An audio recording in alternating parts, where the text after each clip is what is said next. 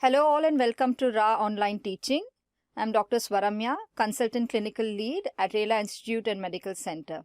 This session is on genitourinary infections and sexually transmitted diseases. Quite a confusing and complex scenario is what most of you think, but I'm here to simplify the entire pathway of infections for you.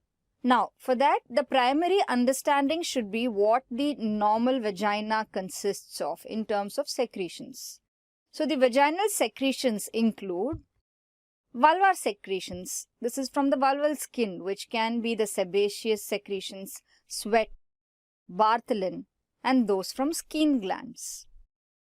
Next, the vaginal wall transudate, the exfoliated vaginal and cervical cells, cervical mucus, endometrial and oviductal fluids can also come descending, and the microorganisms and their metabolic products. All these constitute together the normal vaginal secretions. These vaginal secretions are hormone dependent. So, cyclically, the consistency, the nature, and the composition of these secretions change with the menstrual cycle. Now, the vaginal desquamative tissue can contain superficial cells. These superficial cells are responsive to estrogen. Then the intermediate cells which predominate in the progestational phase of cycles. During menopause, you are more likely to encounter parabasal cells.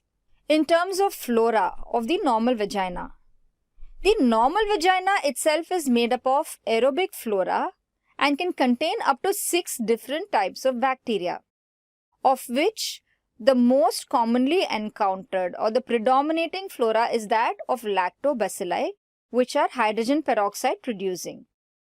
This lactobacilli maintains the pH of the vagina at less than 4.5.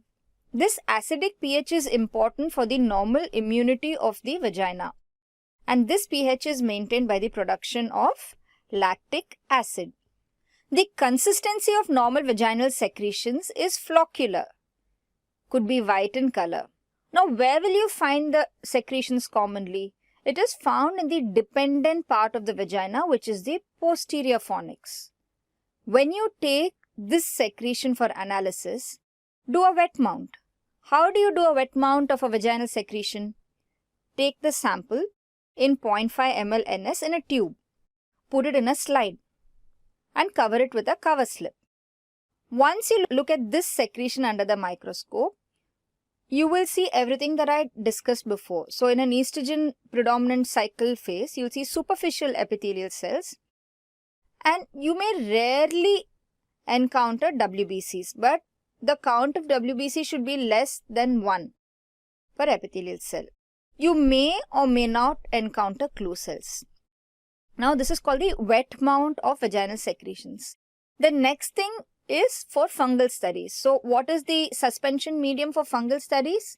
10% KOH. Then the next step is gram staining.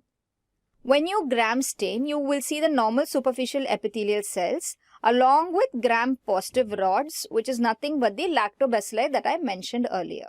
So, once you have understood what the normal vagina comprises of and how it is assessed and what it looks like, this is the phase where we move on to vaginal infections and look at what the changes that we encounter in each infection will be.